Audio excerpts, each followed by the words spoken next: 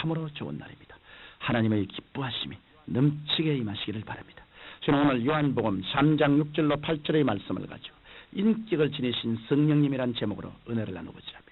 우리가 성령님에 대하여 갖기 쉬운 잘못된 생각은 성령님을 한낱 하나님의 능력에 불과한 것으로 여긴다든지 또는 성령님을 비인격적 존재로 여긴다든지 하는 것들입니다. 그러므로 저는 이러한 잘못된 생각을 바로잡기 위하여 이제 성령께서는 하나님의 능력이 아니라 하나님 자신이란 사실에 대해서 말씀드렸습니다. 오늘은 어제에 이어 성령님은 인격을 가지신 분이며 결코 무생물이나 동식물 같은 비인격적 존재가 아니라는 사실에 대해서 여러분께 말씀해 드리겠습니다. 우리가 성령께서 인격을 갖고 계신다는 사실을 깨닫게 될 때 우리들의 신앙생활에는 거대한 변화가 다가오게 됩니다. 성령께서 성부와 성자와 함께 인격을 갖고 계신 분임을 깨닫자마자 우리는 성령께 대하여 종전에 취했던 태도와는 완전히 다른 마음을 갖지 않을 수 없게 되는 것입니다.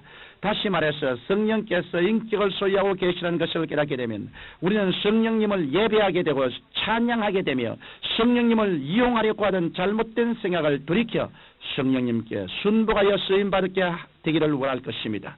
우리들은 인격과 육체적 형태에 관하여 잘 구별하지 못하는 때가 많이 있습니다. 우리들은 인격이라고 말하면 반드시 인간적인 육체적 형체를 가져야만 된다고 생각합니다. 그러나 실상 인격을 갖기 위해서는 반드시 육체적 형체를 가져야만 하는 것은 아닙니다. 예수님께서도 부활하신 후로는 우리와 같은 인간적인 육체를 가지시진 않으셨습니다.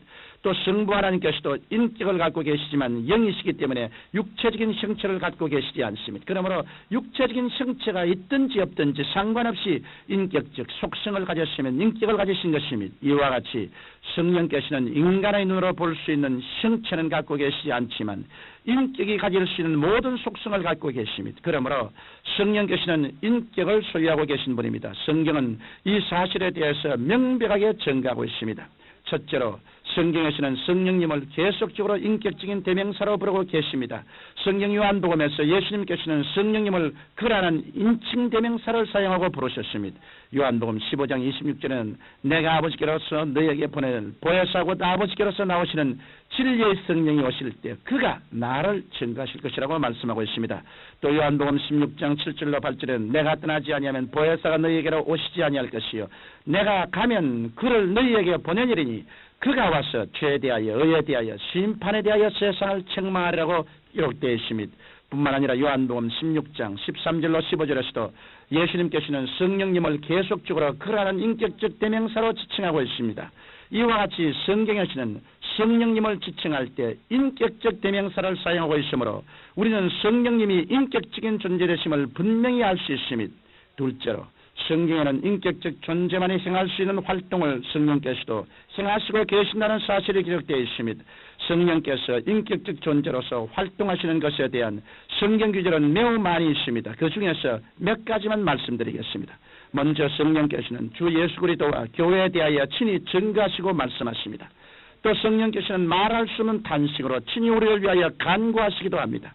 이와 같이 성령께서는 인격자로서 말씀하시고 증거하십니다.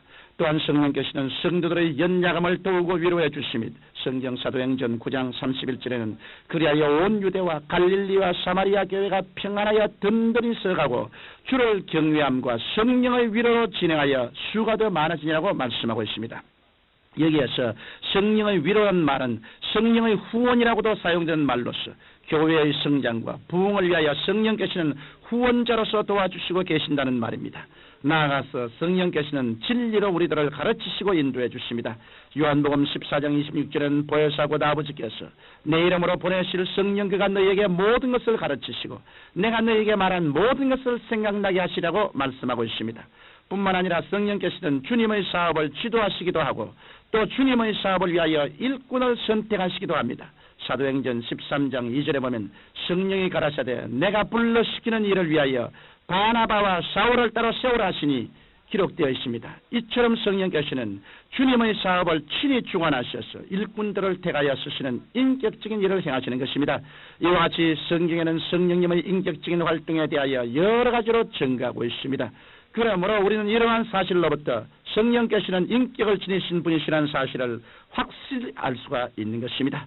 셋째로 성경에서 우리는 성령께서 인격적인 속성을 모두 가지고 계신 사실을 찾아볼 수 있습니다. 한 인격이 구성되기 위해서는 인격적인 활동뿐만 아니라 그 활동과 바탕이 되는 인격적인 속성이 구비되어 있어야만 하는 것입니다. 즉 완전한 인격에는 반드시 사물을 깨달아 하는 지와 희노애락의 정서를 느끼는 정과 사물을 판단하고 그것에 대한 자기의 태도를 결정하는 의지가 있어야 하는 것입니다. 그러면 성령께서는 이러한 지, 정, 의의 인격적 속성을 가지고 계실까요?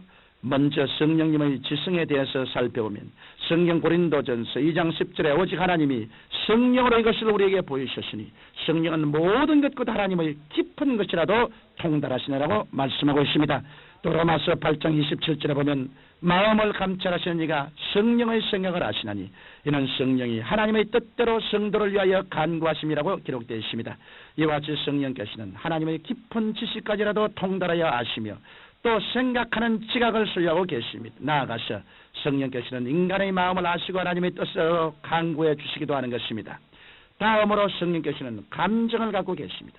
성경에는 성령께서 하나님의 사랑을 우리의 마음에 부어주시고 또한 우리를 위하여 탄식함으로 간구해 주시고 성도들의 잘못을 인하여 근심하신다고 말씀하고 있습니다.